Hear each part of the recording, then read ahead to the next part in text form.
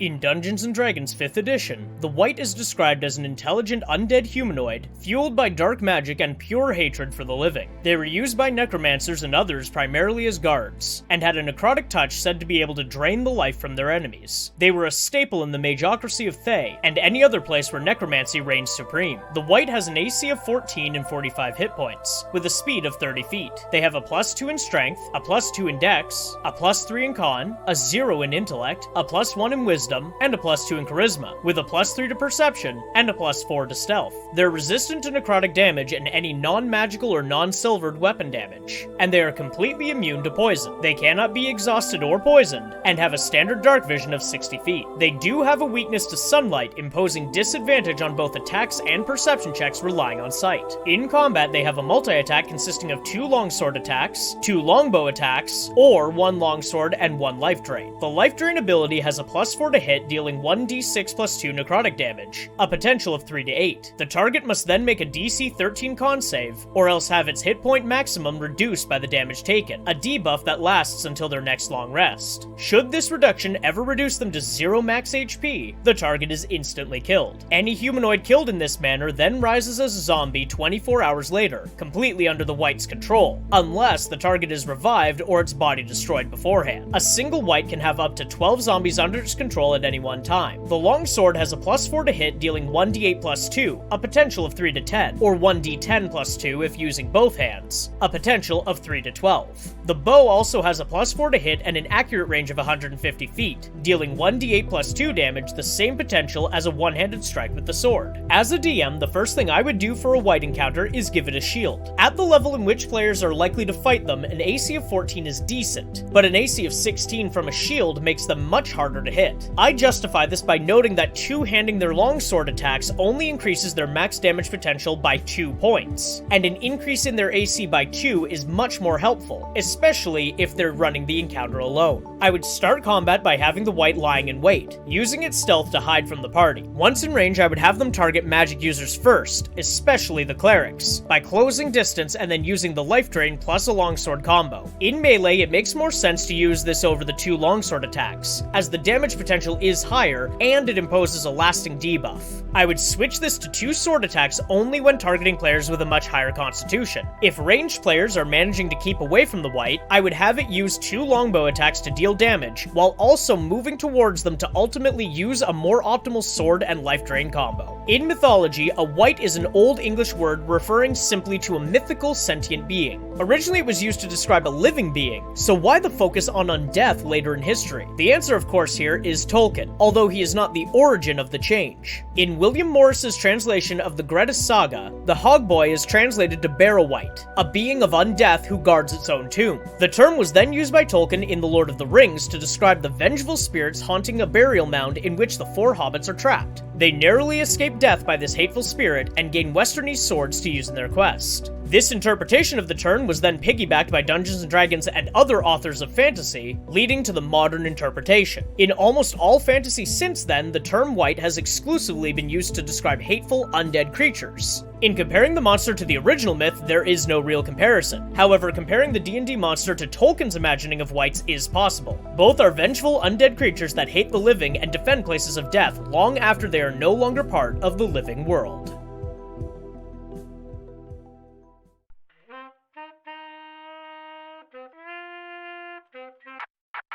If you enjoyed that video, please leave a like and comment below, and consider subscribing to the channel. You can also join the Patreon for $1 a month, link in the description below, to access videos days before they're posted here, as well as other exclusive stuff like short stories, videos, and more. For all of my other content, you can find me on Twitch at Moglaroo, YouTube and TikTok at Moglaroo Streams, or my website, mwjgilmore.com.